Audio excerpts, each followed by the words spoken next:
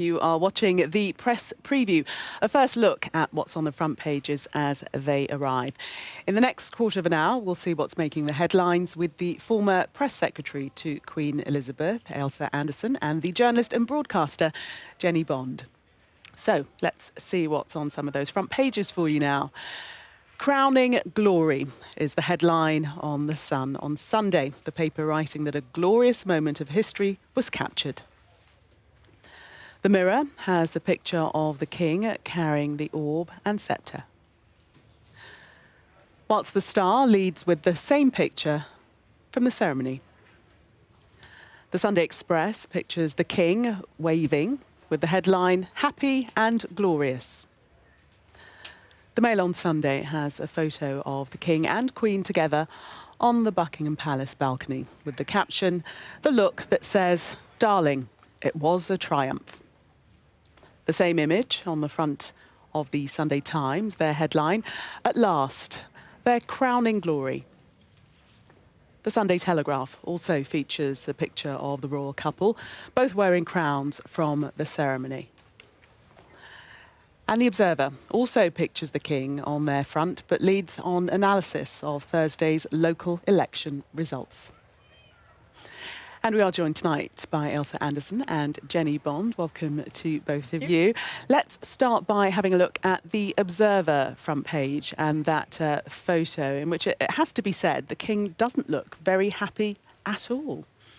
No, it's a rather sad picture in a way, but that's just the way his face sets sometimes, I think, when he is, as the caption says, in a reflective mood. And I think there was plenty of occasions yesterday for him, today I should say actually, it's been such a long day, to reflect about the gravity of this role he's taken on. I think he feels it really hard, actually. There's big responsibility and he knows it.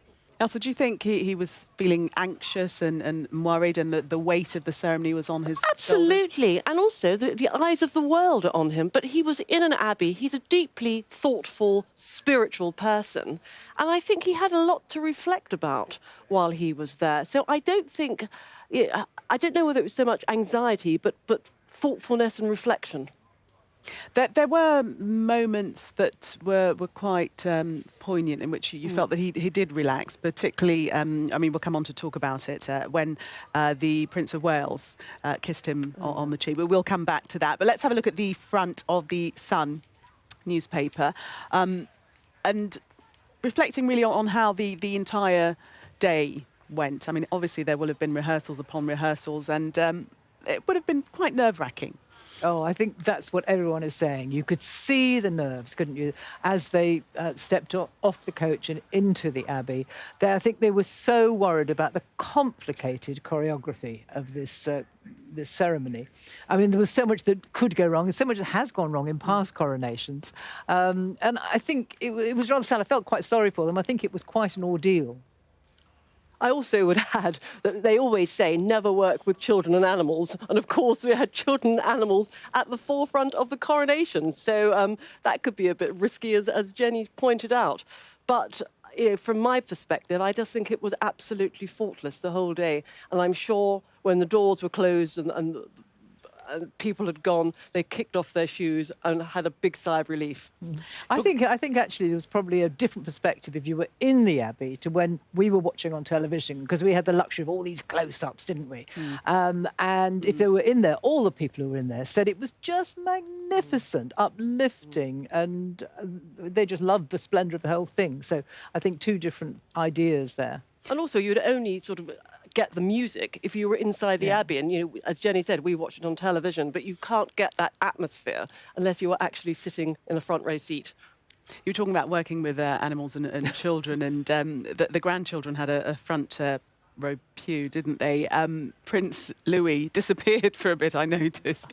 But he behaved really well. I mean, for a 5-year-old, extremely long day. I couldn't agree more. Now, I've got 2 children. I've taken them to weddings when they've been little, and they've been complete nightmares. So golly, I mean, how well did those children behave on a very, very special day? Yeah, I thought his little yawn you completely understood. Whereas Charlotte looks as if she was really enjoying it. She was giggling. They look very relaxed, actually. Charlotte and her mum were the most relaxed of the lot, I think. Whereas George was looking a bit whimsical, I thought, so chewing the side of his mouth and possibly thinking, gosh, is this what's in for me in the future? Yes, I think I caught that shot of it when that thought might have been going across his mind. Let's have a look at the Telegraph front page. Love this. It's the happy shot, isn't it? This is how I wished they'd been able to look throughout. But I mean, I don't blame them in the least. It was a big gig for them. But here they're relaxed. It's over. It's done. Absolutely. So that is, I think that they've just come out of the balcony into the centre room, which is the room actually behind the balcony. And that means everything is over. And I think you can see the relief on their faces and the joy. And as Jennie said, that is absolutely the money shot. Yeah, there has been some criticism, though, on social media of the Telegraph, criticising that shot for being a little bit scruffy. What do you think to that? I just think it's life as it was. That you captured the moment there with the hustle and bustle going on behind. I much prefer those shots that are less posed. So I beg to differ. I totally agree with Jennie. I love it. I think it's absolutely love it. I love the chaos in the background. I think they look wonderful. And it's a shot that not anyone has seen before. So I think it's super. Let's have a look at the Mail and their headline, which is quite interesting. The look that says, "Darling, it was a triumph." And that is the point at which, as you say, that they are much more relaxed. They've got the formalities over with on Buckingham Palace, looking at each other. It's a great shot, that one, isn't it? But we don't know who's saying it, do we?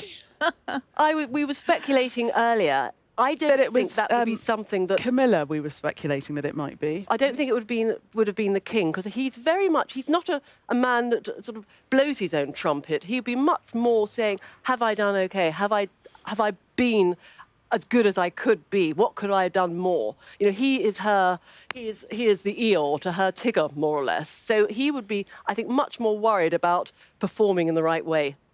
And let's talk about Queen Camilla's role, because there have been quotes that she's said to friends that she never, ever dreamed in her wildest dreams that she would ever be queen. But it is a reality today. There's the day of Queen Camilla. I don't think she did think for a moment she could make this journey. And I don't think she particularly wanted it. I believe her when she said that this was not a role she ever aspired to. I think she has become, I was going to say agreed to become queen, but she's become his queen because she knows he really needs her at his side. She's the one who can calm him down, support him, guide him, listen to him, console him. Because, as you say, he's actually not the most confident of men. Absolutely. And I think she is the perfect partner for him. And she will enable him, she will equip him to be the best monarch he can possibly be.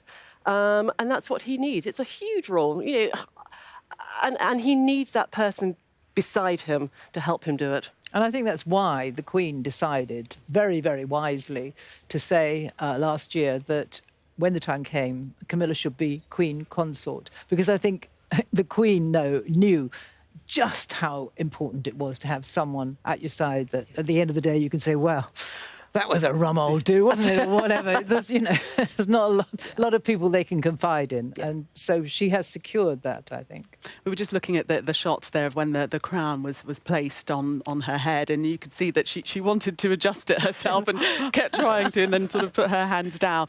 I mean, it was an interesting moment, because that is the point at which she becomes Queen Camilla. And I guess she wanted to revert to her natural self and adjust the crown, but really had to remember, actually, it's something that should be done by somebody else. Yeah, absolutely. I think she did just an extraordinary job today, and I think the country was behind her. But I think you're right. The crowns are pretty unwieldy things. I think we saw that today, and it was almost as if they were walking along with a pile of books on their head. I must not let it fall.